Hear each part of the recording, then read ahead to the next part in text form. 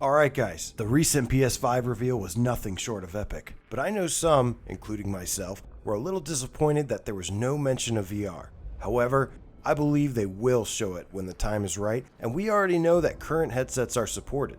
So today, I want to share with you 4 PS5 games we might see get VR support. Without further ado, let's begin.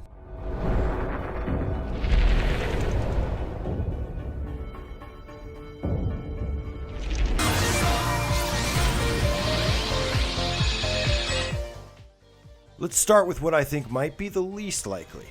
Astros Playroom was showcased during the PS5 reveal, and while we were all jumping out of our seats, we quickly settled down as we realized that was flat screen footage. It makes sense after all. This isn't the first time PlayStation has used Astro to demo a new console, and it has been made clear that the primary goal is to demonstrate the features of the DualSense, the new controller. But being that VR is what really put Astro on the map, and that it's made by the same team as the iconic platformer, I could very much see them adding a PSVR mode to this, and it's something we all would love to see. Worst case scenario, I think we'll see a sequel to one of the most acclaimed VR titles.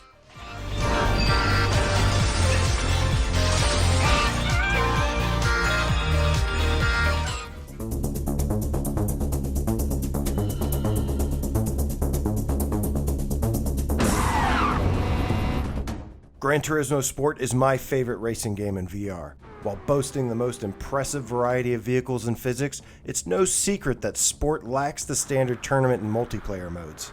Last year, Polyphony Digital CEO Kazunori Yamauchi spoke to GT World about the previously unannounced GT7 and said, quote, "The first thing that's going to be affected by more power is VR. I don't think that there's anything else that requires much processing power. I really like VR. I'm one to believe in the possibilities of it, and it's very suited for a driving game," end quote. Well, Mr. Yamauchi, I couldn't agree more.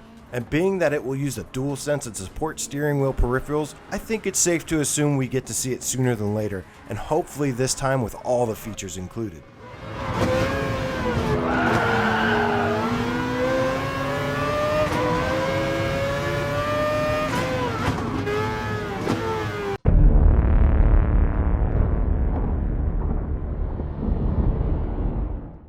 Lo-Fi is the first game announced for PS5 that, while not confirmed, we do know it is built from the ground up for VR.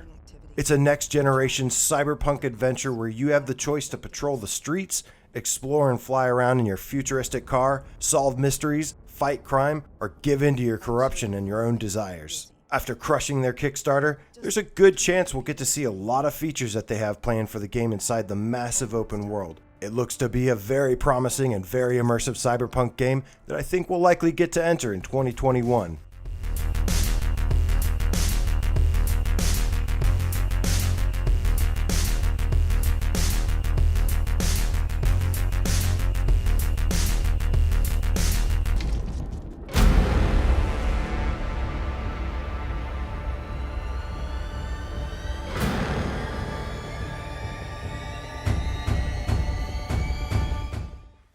Resident Evil 7 is one of the best PSVR titles to date, no questions asked. We had been hearing rumors from the insider Aesthetic Gamer about Resident Evil 8, and he seemed to nail every single detail that he mentioned, from werewolves, witches, European setting, first person, being called village, and much more.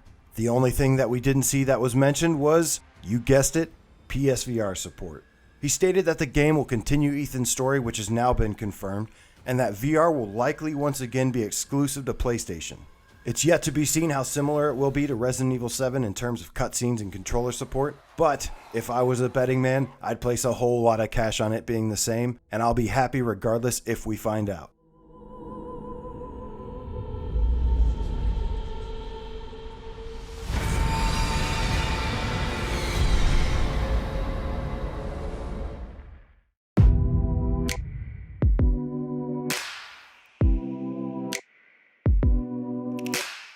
Well, that's it for now, guys. Thank you so much for watching. I don't know if Sony is planning to do a showcase dedicated to PSVR, is waiting for the reveal of the PSVR 2, or is just going to keep giving us drip feed as the VR base continues to grow. But honestly, as long as we continue to get more and more reasons to keep using our headsets, it's perfectly fine by me.